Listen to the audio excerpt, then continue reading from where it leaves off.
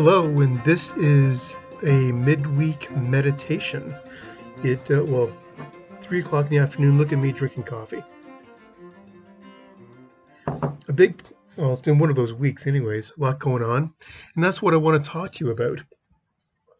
Because a lot of people have been asking, what's going on at the church? What are we involved with? Has the church shut down completely? Or is it just the worship services? What is happening at First Lutheran? And I can tell you what's been happening at First Lutheran, and it is a lot. First of all, A Child's Garden, the preschool that rents our facility, returned September 1st, and they are at half capacity, I believe, or reduced capacity, only in one classroom and only 2 teachers. But they're back, and that's a sign of life, that life is slowly returning to our community. Suzuki hasn't moved back in yet, so they're still waiting to see what COVID numbers look like. But we also had an inquiry from a daycare who is looking for a new space, and they're very much interested in the nursery where Flower Pot was. And so I'm quite excited about that possibility to bring more people in, to bring in more revenue, which is always good, but also new people to our little community here. And that's, for me, very exciting. So yeah, other things that have been happening. This thing has been happening, and this kind of blew my mind, was that all throughout the summer, there's been these women from the seniors yoga have been meeting in our parking lot. And I would see the cars when I would come, but I thought they were people from the wider community just using our space. But I didn't find out it was our people until like a month and a half ago, and they've been meeting regularly all throughout COVID, all throughout the summer. And I think that's awesome. And so right now we found a way for them to move into room G. Well, they can meet inside the building, as of course it's snowing this week, and meeting outside is not great when it's snowing. So they'll be meeting in room G with all the hygienic practices, physical distancing, masks as needed, and all that sort of stuff. So I'm delighted by that. Also, a fitness group has been meeting on the green strip here on the office side of the property, right where the playground is. And they started sometime in September, again, which I'm really glad they can use that space. And I think they're also looking for ways to come into the building, use our gym in a way that's safe for everyone, and also get the activity done that they're looking for. Also, Conversation Cafe has been meeting again. Not again, they've been meeting the whole time during this COVID. Not the whole time. I think they broke off for a month or so. But throughout the summer, they've been meeting every other week outside the doors here at the office, where it's nice and sunny and comfortable, and there's no wasp's nest like there is on the other side of the building. And we're finding ways for them to move inside the building now that it's gotten colder as well. So our Conversation Cafe with the dementia-friendly communities has been maintained. They've been meeting quite regularly. Also, Sport Ball program is back, and again, in ways that are very safe for everyone involved to participate. Again, another sign that life is slowly coming back into our community. Tax clinics. Tax clinics did not stop throughout COVID. Well, they didn't stop, but they changed. It was different.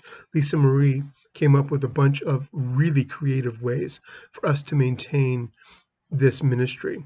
And for those of you who do not know, our tax clinics, so we partner with the Calgary Public Library, and we use their space to provide tax assistance for low-income people. And we've been doing this for about 5 years, and it is one of our signature ministries that are really impactful. It puts hundreds of thousands of dollars back into the local economy through tax refunds and benefits of low-income people get. And this is one ministry that I think we can be really proud of. This came out of just a conversation I had with a friend at the United Way at the time, and this has kind of taken on a life of its own. So thank you to Lisa Marie for maintaining this ministry. And also a big one that's just started. We were going to kick this off at Easter, but COVID got in the way. This is a project with the Alzheimer's Society. They approached us because of our participation in the Dementia Friendly Communities Initiative, of which our Conversation Cafe is part of. And they said, hey, how about we partner in this? And we're looking at rural areas and how they're incredibly underserved in areas of dementia care. And he said, how about churches become hubs for dementia care? How can you help make that happen? And so I applied for a grant for that, and we got the grant from the Triune Foundation. And right now we're making this happen. I've appointed Liz as our point person on this, and she's finding ways to engage with the community in Acme, because we're partnering with Acme United Church.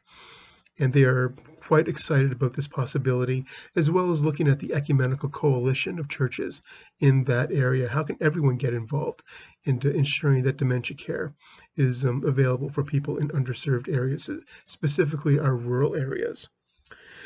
So other than the videos you see, the worship videos and the children's videos, the coffee with Pastor Kevin on Tuesdays, of course I couldn't do it yesterday because I had another meeting scheduled that I couldn't move. So we'll be doing that regularly in the coming months, as well as I'm thinking about a Monday night as well.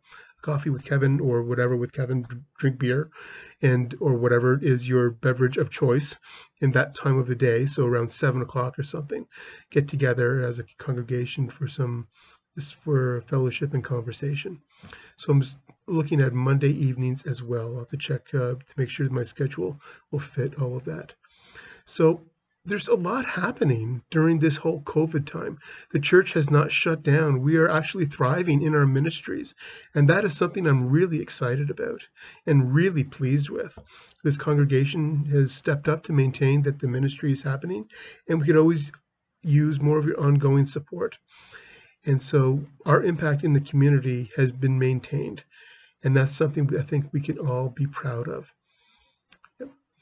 So how about we finish our time with this meditation with a prayer from a book called Tree of Life, Celtic Prayers to the Universal Christ. Let us pray. Spirit of Christ, be wild and free in us. Batter our proud and stubborn wills. Blow us where you choose. Break us down if you must. Refashion us as you will. Move us powerfully away from the games we try to tame you. Lead us into the wild places, the places of demons or screams, the long dark tunnels or the wide sunny vistas. Teach us to speak to lions, to move mountains, to bear tragedy, and to mirror you. Amen.